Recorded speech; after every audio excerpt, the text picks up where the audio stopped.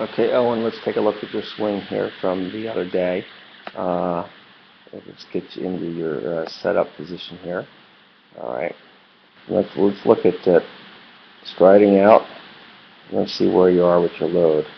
So I'll tell you, that's a pretty big stance, similar to Tommy. You're taking a really large stance here, and I'm not saying it's too large, but generally speaking, we want to go with a stride that's about as long as our inseam. And so if we just try to take a look at your inseam here and compare it, I think it's close.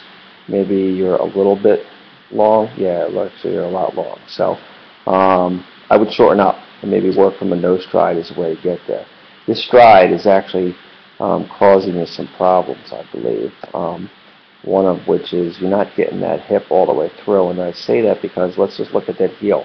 You're getting that heel kind of off the ground, but I don't see the turnover of the leg, the flip up of the heel that would show me that this back hip is getting through. You make good contact and you actually hit this ball pretty hard, but this longer stride and the lack of hip coming through is a problem. But the biggest problem is that front knee. Generally speaking, you're going to have a soft front knee, but right before impact, we're going to look for it to stiffen up.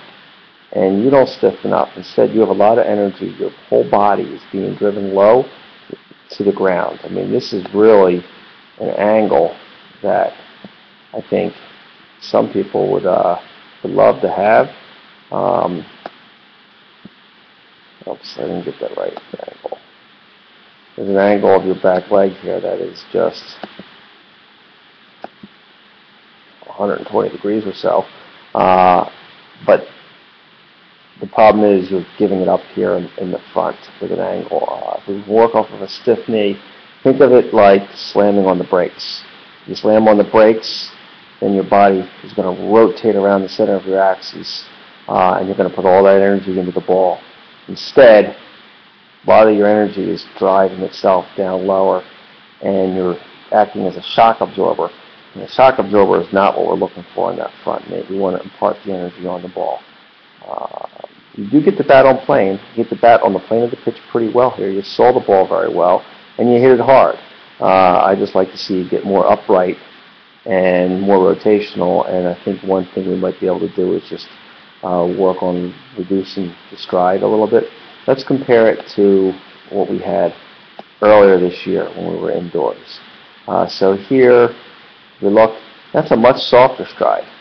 You're already at foot plant there, and if you compare your two strides, I'd say those two are pretty different. And the difference is, on the one lower in the winter, you're much quicker to the ball. Look at the quick turn here. And here you are. Let's get to the contact position. That's about contact position. I go back to the practice the other day. I can bring you to contact. And you are more upright in the right frame, although you still have some issues with that front knee acting as a shock absorber instead of acting as a brake. It helps you rotate, but I did like your stride. And look at because of the stride's not as long, I think that's part of the reason why. If you look at your heel, you're up off the ground. You're obviously did clear your hips. Your hips are about the same angle as the bat. You can see your shoulder, your left shoulder here has come through. It's not so clear that it's come through on the picture on the left frame. So just take a look at this and think maybe more about getting yourself a little bit more upright. Let me just watch the head as in foot plant, and the head stays pretty still once we get in the foot plant. So I don't think there's any problems there.